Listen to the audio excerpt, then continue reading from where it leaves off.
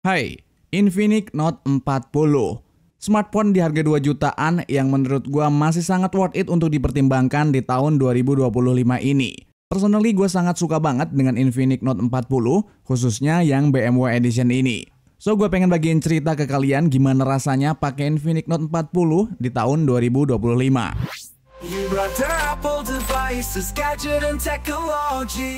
Oke, pertama yang paling bikin gua amazed sama smartphone ini adalah bagian layarnya. Punya kamera punch hole, layarnya lega dengan bezel yang tipis dan juga tajam banget untuk kualitas gambarnya. Materialnya ini dari AMOLED dengan luas 6,78 inch. Punya refresh rate yang udah support 120Hz dan juga resolusinya udah tinggi banget, ada di 1080 x 2436 pixel.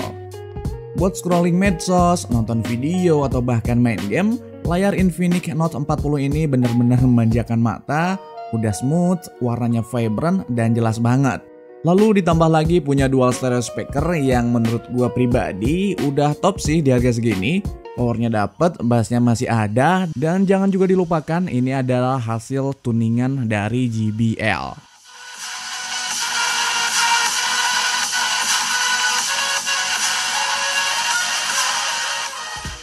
Fitur layarnya juga ini udah termasuk yang keren banget.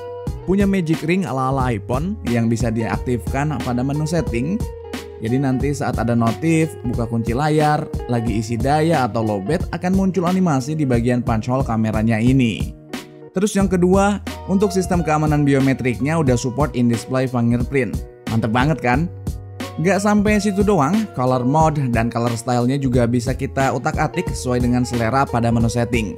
Kalau gua pribadi lebih suka agak warm buat karakter warnanya. Desain layar yang flat ini memang secara look atau tampilan nggak semewah layar curve kayak di Tecno Spark 20 Pro Plus atau di Infinix Hot 50 Pro Plus, tapi secara fungsional layar flat kayak gini tuh lebih nyaman buat di tap-tapnya, jarang tiba-tiba kepencet nggak sengaja gitu.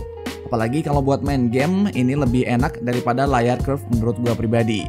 Gue yakin kalian juga setuju buat hal ini. Oke, kita lanjut ke bagian desain.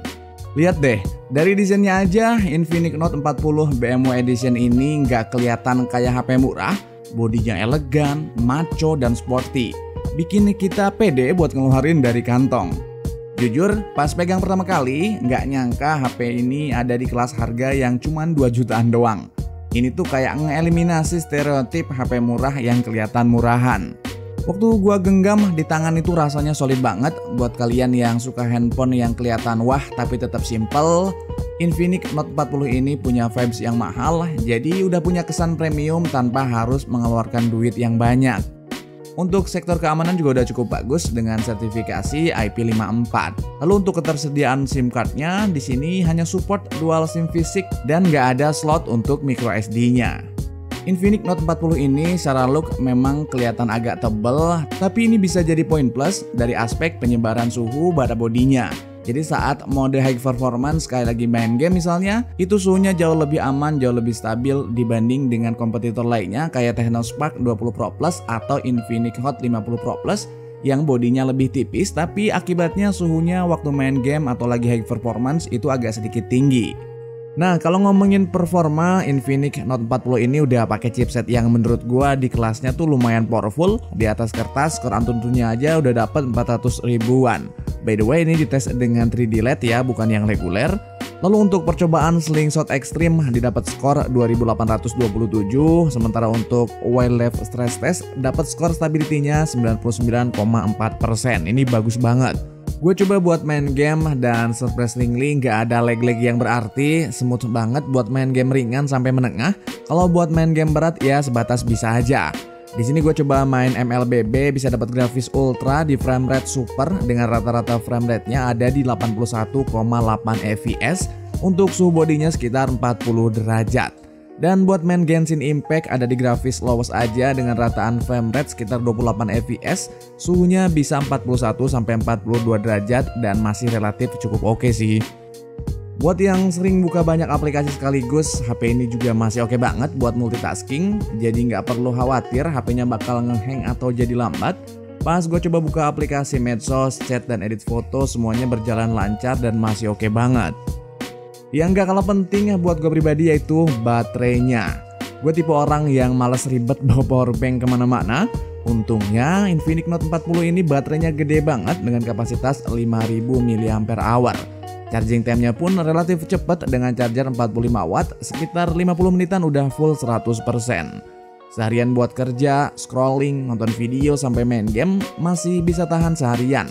Bikin tenang deh, nggak perlu colok sana sini. Di sini gue juga punya catatan dengan volume 75%, brightness 50% dan jaringan WiFi, Bluetooth dan NFC aktif. Main MLBB di Brawl Mode selama 30 menit berkurang 8% baterainya. Lalu untuk main Genshin Impact selama 30 menit berkurang 7%. Dan untuk nonton video streaming selama 30 menit turun 5% doang. Fitur juga jadi salah satu yang paling gue suka di Infinix Note 40 ini. Lengkap banget. Yes, bener, lengkap banget ini handphone. Gue coba sebutin satu-satu ya. Yang pertama punya Magic Ring kayak iPhone. Lalu ada juga fitur charging protection. Tambah juga support wireless charging. Mantap banget kan? Lalu support juga bypass charging. Ini bakal berguna banget saat main game. Nggak cukup sampai di situ, support juga untuk reverse charging buat jadiin power bank. Buat pemanis, ada juga Active Halo di bagian belakang yang bisa kita custom stylenya sesuai dengan maunya kita gimana. Dan udah support juga untuk NFC. Nah, bagian kamera juga nggak kalah menarik. Infinix Note 40 punya kamera belakang yang menurut gua pribadi bisa menghasilkan foto yang cakep, apalagi buat kelas harganya. Warnanya tajam, detailnya masih dapet, akurasi warnanya juga cukup baik, apalagi kalau kondisi cahaya yang cukup.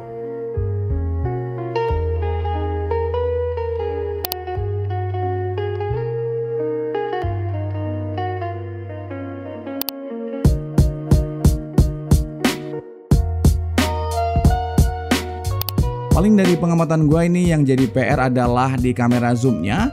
Detailnya itu jelas menurun dan warnanya kadang sesekali nggak akurat atau jauh banget melesetnya dari kamera utamanya. Lalu untuk kamera selfie-nya juga relatif bagus, baik dalam mode normal maupun dalam mode portrait.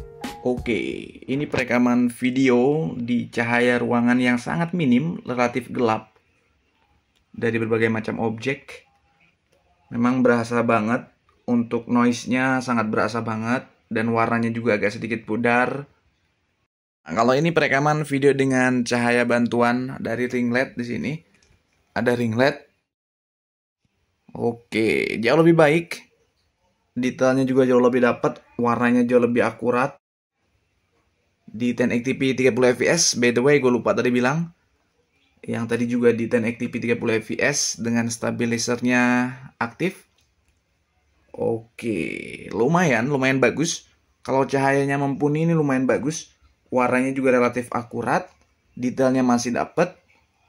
Oke, ini adalah video dengan kamera depan dari Infinix Note 40 dengan resolusi 1080p 30 fps dan stabilizernya aktif. Kurang lebih hasilnya kayak gini. Ini di dalam ruangan dengan cahaya lampu yang bener-bener seadanya. Kurang lebih kayak gini. Memang untuk kulit wajah agak sedikit coklat. Dan ada sedikit noise bintik-bintik kecil karena memang cahayanya yang sangat minim. Di belakang ada cahaya monitor yang masih bisa dihandle. Mukanya masih jelas, detail warnanya juga masih baik. Akurasi warnanya relatifly menurut gue ini cukup baik lah. Nggak terlalu gonjreng atau nggak terlalu aneh warnanya. Relatifly menurut gue untuk hasil kamera di handphone 2 jutaan ini bagus banget. Nah, kalau ini di resolusi 2K 30 fps memang lebih wide, jadi untuk viewing angle-nya lebih luas, lebih lega. Tapi memang stabilizernya nggak bisa diaktifin, hanya bisa 1080p 30 fps doang. Kurang lebih resolusinya kayak gini, kualitasnya kayak gini. Oke. Di atas kertas secara spek, kamera utamanya ini 108 megapiksel dan untuk kamera selfie-nya 32 megapiksel. Kerennya, kedua kameranya ini udah support perekaman sampai 2K 30 fps dan atau 1080p 60 fps. Terakhir, ini hal yang penting juga yang perlu disampaikan, ngomongin kekurangan.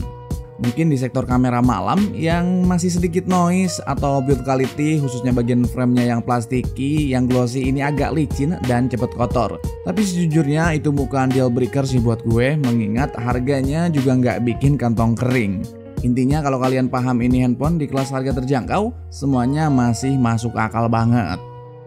Jadi kesimpulannya, Infinix Note 40 BMW Edition ini khususnya menurut gue adalah HP yang ideal buat gue yang pengen handphone yang cakep, performa yang oke, baterai yang tahan lama, tapi nggak bikin kantong jebol. Nggak semua smartphone bisa kasih value kayak gini, kesannya kayak flagship dengan budget minim, budget murah, budget terjangkau, dengan fitur yang cukup berlimpah. So kurang lebih itulah point of view gua tentang Infinix Note 40 BMW Edition ini. Dan kalau pengen tahu informasi lebih kayak gini, kalian tinggal klik aja video gua yang lainnya. Thank you for watching, see you next video, bye bye.